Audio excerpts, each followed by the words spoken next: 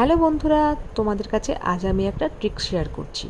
তো অনেকেরই এই গরমকালের প্রবলেম হয় যে কাজল গলে গলে পড়ে যায়। গরমকালে কাজল লাগানোর ফলে কী হয়, ঘামের সাথে কাজলটা চারিদিকে স্প্রেড করে যায়।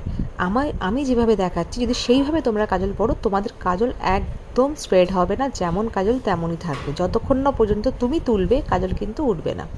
দেখো, প্রথমে আমি একটু কাজলটা যেখানে যেখানে পরার সেখানে যতটা করে মোটা করে পরার লাগিয়ে নিয়েছি। এরপর আমি কী করেছি, একটু বডি পাউডার লাগিয়ে নিয়েছি। নর্মাল বডি পাউডার যেগুলো হয়, সেই বডি পাউডার কাজলের ওপর থেকে হাতে করে আঙুলে করে তোমরা একটু লাগিয়ে নেবে। তারপর যে কোনো একটা আই ব্রাশ নিয়ে ওই পাউডারটাকে হালকা করে ঝেড়ে ফেলার পর জাস্ট কাজলের যে কাজলটা যেটা আছে, সেই কাজলের উপর থেকে ব্রাশটাকে দুবার তিনবার বুলিয়ে একটু স্প্রেড করে দেবে। ব্যাস এইটুকুই কাজ করতে হবে, আর কিচ্ছু না।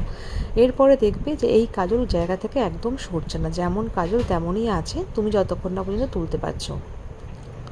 ঠিক আছে, এইভাবে তোমরা করো। যদি